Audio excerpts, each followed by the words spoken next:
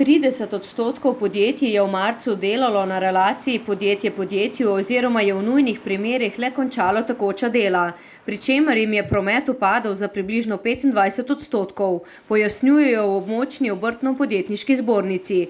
Prav tako 30% podjetnikom in obrtnikom pa so se zaradi zmanjšanega obsega dela prihodki zmanjšali za polovico in več. Februar, marec, april in pa tudi maj v bistvu so meseci, ki nekako v bistvu čez leto so najbolj aktualni, je največ obiska in dejansko v bistvu te mesece delaš še lahko za julij, avgust, ker tam se pa pač tudi spet ponovno pa kaže upad, ne.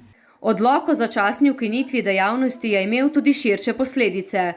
V občinah, ki jih pokriva območna zbornica, je bilo v marcu 62 izbrisov espejev in v aprilu 13. Upamo pa, da ne bo premajhno povpraševanje ali pa v bistvu nadaljne poslovanje ali pa nadaljna finančna nemoč, neka finančna nelikvidnost potegnila za sabo, da bodo v bodočnosti določeni mogoče še tudi primorani zapreti podjetje.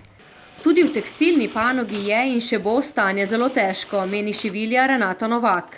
Smo bili v času, ko so valete, berme, poroke, maturantski plesi, tako da od tukaj je, kar se pozna, tako da teh oblačil letos ne bo, poroke so odpovedane, septembrske poroke so že bile odpovedane pred 14 dnevi. Stanje, s katerim se soočamo, bo nedvomno vplivalo na poslovanje obrtnikov in podjetnikov tudi v prihodnje, saj se mnogi soočajo z odpovedjo naročil in poslov.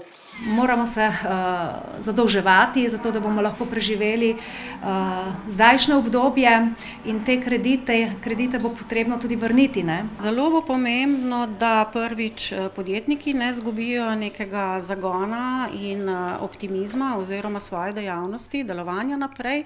Po drugi strani pa je pomembno tudi to, da se mogoče to stanje stabilizira, da se vzpostavi tudi neke vrste ekonomija med nami, da povpraševanje ne pade. Seveda pa ne bo šlo brez prilagajanja novim razmeram poslovanja, poudarja direktorica zbornice s 630 člani.